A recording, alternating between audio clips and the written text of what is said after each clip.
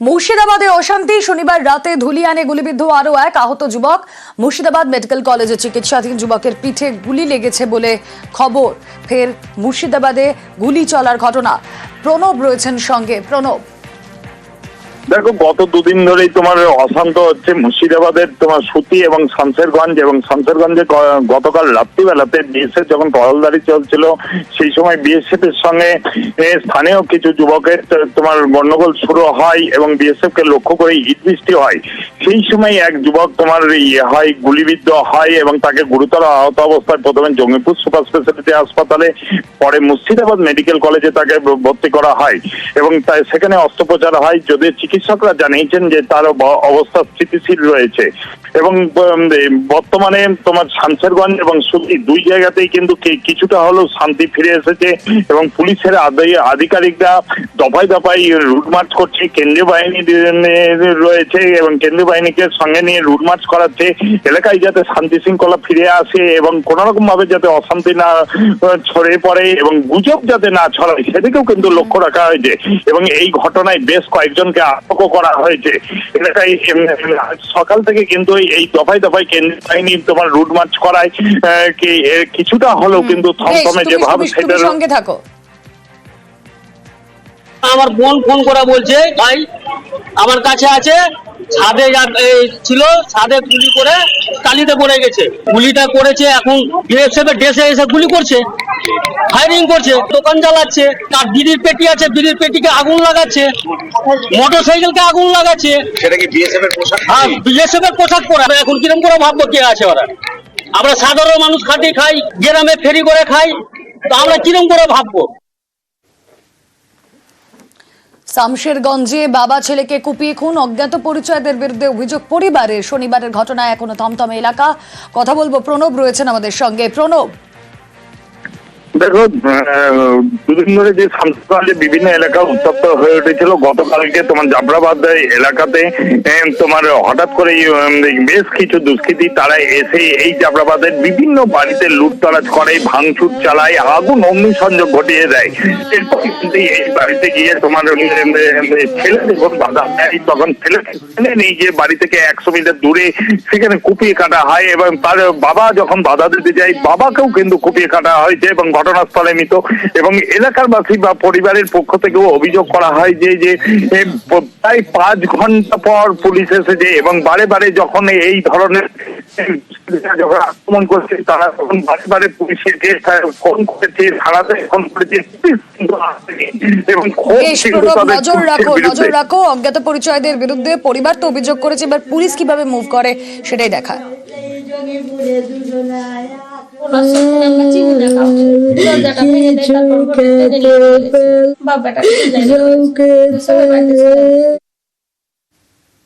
ঘটনা ঘটলাম তো ঢুকতে পারছে না, সব এই সব এদিকার লোকের আছে,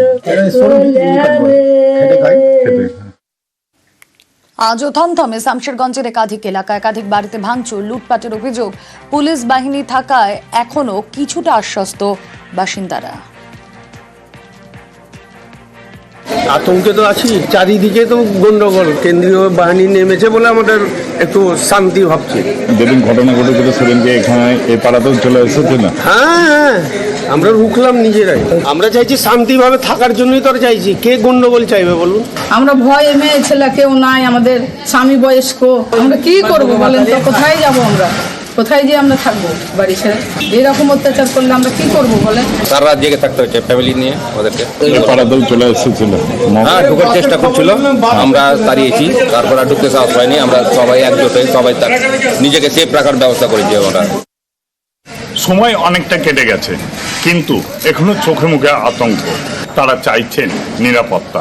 পুলিশ যদি নিরাপত্তা না দিতে পারে তাহলে তারা বাড়িঘর বিক্রি করে অন্য কোনো আত্মীয়র বাড়ি বা অন্য কোথাও চলে যাবেন বলেই ঠিক করেছেন এই ঘোষপাড়ার বেশ কিছু পরিবার। ক্যামেরায় কেদারনাথ প্রামাণিকের সঙ্গে প্রণব বন্দ্যোপাধ্যায়, নিউজ 18 বাংলা, ধুলিয়া। অশান্ত মুর্শিদাবাদ থেকে পালিয়ে মালদায় আশ্রয়, ধুলিয়ান থেকে বৈষ্ণবনগরের শতাধিকের আশ্রয়। নদী পেরিয়ে মালদার বৈষ্ণবনগরে আশ্রয়। অশান্তির জেরেই এলাকা ছাড়া পারলালপুর হাই স্কুলে আশ্রয় শতাধিকের। কথা বলবো, সেবক দেব শর্মা রয়েছেন সঙ্গে। সেবক, একদমই, দেখো গত দুদিনে মুর্শিদাবাদের ধুলিয়ান শহরে একাধিক এলাকায় যে হিংসা আর তারই ফলে ক্ষতিগ্রস্ত বেশ কিছু মানুষ তারা কিন্তু আশ্রয় নিয়েছেন মালদহের বৈষ্ণবনগরের পারলালপুর হাই স্কুলে। এই সংখ্যা আনুমানিক কয়েকশো, এবং আজকেও গতকাল থেকে তারা আসা শুরু করেন। আজকেও বেলা বাড়ার সঙ্গে সঙ্গে কিন্তু লোক বাড়তে থাকে, এবং যারা এই এলাকায় আশ্রয় নিয়েছেন তারা মূলত ধুলিয়ান পুরসভার 4, 5, 15 এবং 16 এরা বেদবোনা এবং প্রতাপগঞ্জ এই দুই এলাকার মূলত বাসিন্দা। তারা নৌকোয় গঙ্গা নদী পেরিয়ে এপারে মুর্শিদাবাদের থেকে মালদায় আসেন, এবং তারা বলছেন তারা চোখের সামনে বোমাবাজি দেখেছেন, আগুন দেখেছেন, বেশ কয়েকজনের বাড়িতে হামলাও চালানো হয়েছে। আর এই পরিস্থিতিতে তারা ভয়ে আতঙ্কে রয়েছেন, তারা নিরাপত্তার দাবি করেছেন। আপাতত এই পারলালপুর স্কুলেই রয়েছেন। সেখানে কিছুক্ষণ আগে বিজেপি প্রতিনিধি দল পৌঁছয় এলাকার পরিস্থিতি খতিয়ে দেখেন জেলা পুলিশ সুপার প্রদীপ কুমার যাদব। বেশ,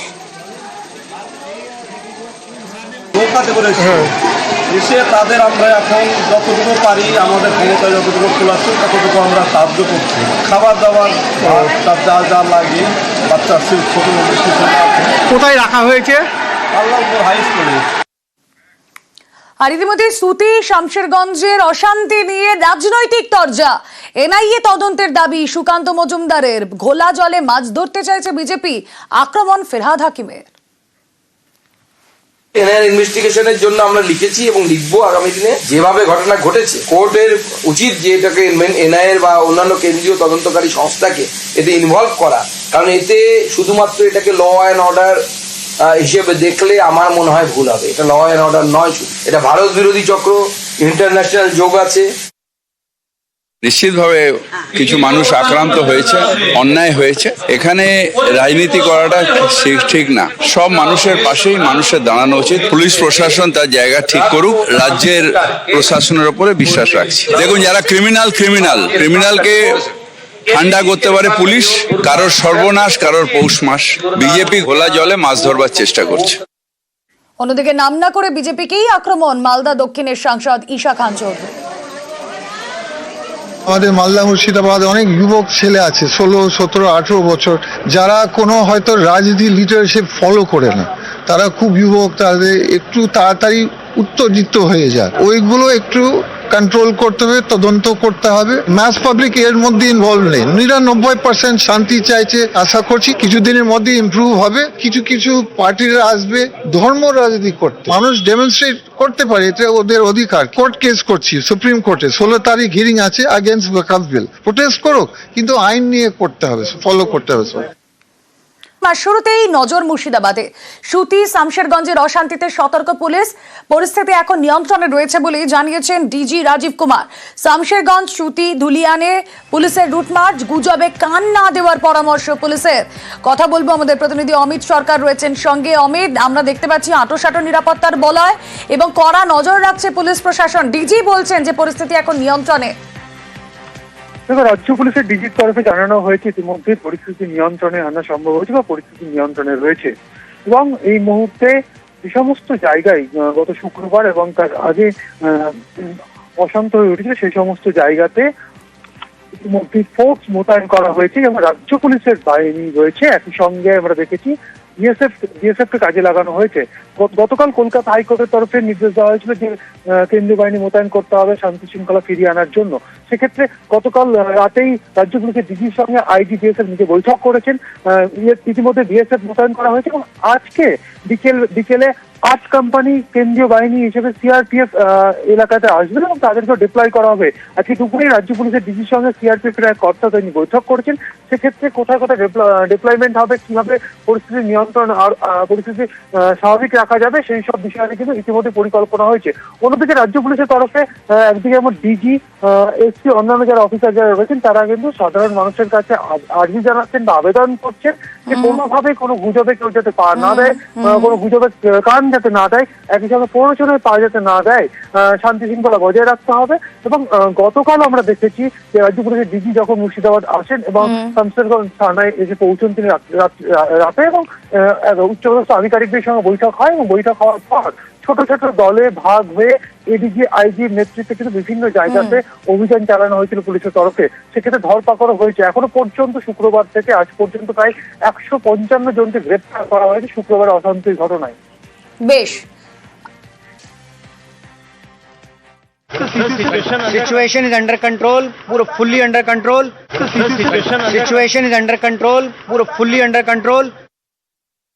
এখন সিচুয়েশন অনেক বেটার আছে। আমি একটাই অনুরোধ করব আপনাদের থ্রু দিয়ে যে কেউ গুজবে কান দেবেন না। অনেক রকম গুজব ভাসছে। যদি কারোর কোনো সন্দেহ থাকে আমাদের কন্ট্রোল রুমে যোগাযোগ করুন, আমাদের সঙ্গে যোগাযোগ করুন, আমরা ক্ল্যারিফিকেশন দিয়ে দেবো যে কোনটা ঠিক কোনটা বেঠিক। সুতি থানায় ইয়েস্টারডে 71 অ্যারেস্ট হয়েছিল, শামসেরগঞ্জে ছিল 67, লাস্টে কালকে 17 হয়েছে। ওভারঅল সিচুয়েশন কেমন? Overall situation things are improving and better.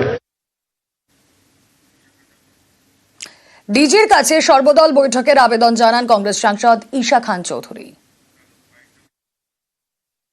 ডিজির সঙ্গে এখনই কথা হলেন, অল পার্টি পিস মিটিং দরকার, যেহেতু এখানে একটা বিরাট বড় দুর্ঘটনা হয়েছে, তো ওটা শান্তি দেওয়ার জন্য উনি বলেন হ্যাঁ খুব তাড়াতাড়ি আমরা অল পার্টি মিটিং একটা ডাকবো। উনি বলছেন সিচুয়েশনটা ইমপ্রুভ হয়ে যাচ্ছে। আমার মনে হয় আজ থেকে একটু ইমপ্রুভ হয়ে গেছে পরিস্থিতিটা, আগে থেকে কালকে আর পরশু একটু সমস্যা ছিল।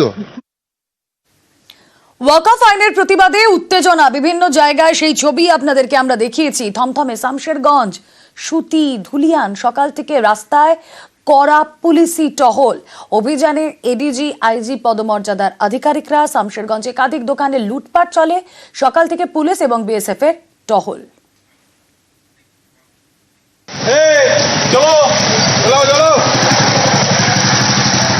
শামশেরগঞ্জ থানা এলাকার কাঞ্চনতলা মোড়ে এই মুহূর্তে আমরা দাঁড়িয়ে রয়েছি, যেখানে দেখা যাচ্ছে বিভিন্ন গলিতে এইভাবে যে লোক জমায়েত হয়ে রয়েছে, সেই সমস্ত জমায়েতকে কার্যত রাজ্য পুলিশের তরফে যারা টহল দিচ্ছেন তারা কিন্তু তাদের ঘরে ফিরে যাওয়ার জন্য আবেদন করছে। এবং একইভাবে যারা বাইক নিয়ে যাতায়াত করছেন তাদের কি কারণে তারা বাইরে বেরিয়েছেন সেই বিষয়গুলো কিন্তু জানার চেষ্টা করছেন যারা পুলিশ কর্মী বা পুলিশ আধিকারিক রয়েছেন। এবং এই মুহূর্তে কাঞ্চনতলা মোড়ে এইভাবেই নাকা তল্লাশি চালানো হচ্ছে পুলিশের তরফে। ক্যামেরা কাঞ্চনের সঙ্গে Amit, news 18 Bangla, Shamsherganj. Police BSF এর টহল সকাল থেকে, যে কথা আপনাদের বলছিলাম, একাধিক দোকানে লুটপাট চালানো হয়। থমথমে এলাকায় বন্ধ রয়েছে দোকান।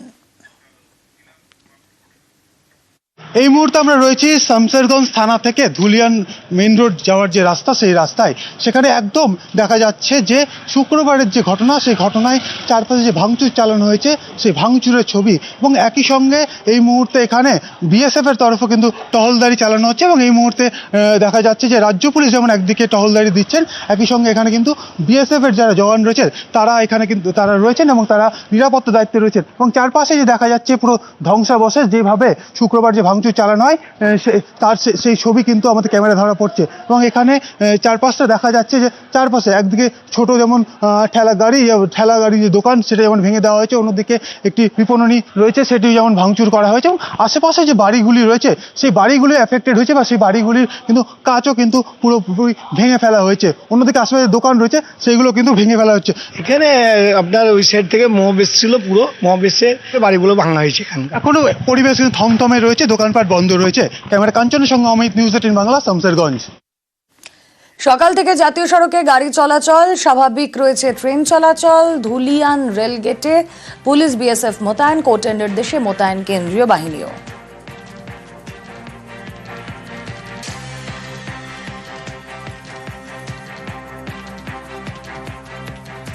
এডিজি দক্ষিণবঙ্গের কাছে ক্ষোভ প্রকাশ করেছেন স্থানীয়রা। শামশেরগঞ্জে এডিজি দক্ষিণবঙ্গ সুপ্রতিম সরকারের কাছে ক্ষোভ, অশান্তি নিয়ে ক্ষোভ প্রকাশ স্থানীয়দের।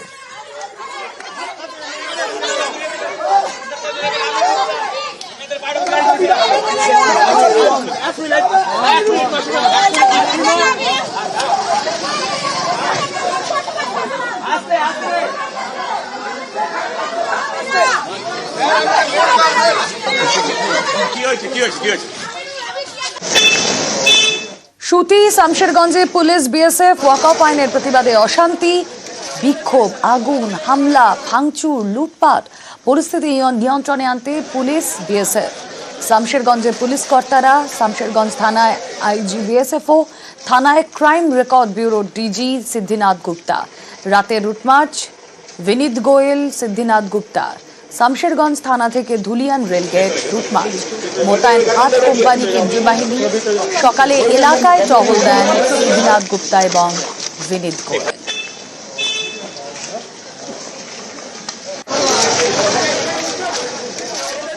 पुलिस की हेल्प के लिए आए हैं और पुलिस के साथ मिलके काम कर रहे हैं। हमारी जो डीजी साहब से बात हुई वो भी यही हुई है कि हम उनके साथ मिलकर ही काम करें। हमें पूरी उम्मीद है कि यहाँ जल्दी ही शांति बहाल हो जाएगी।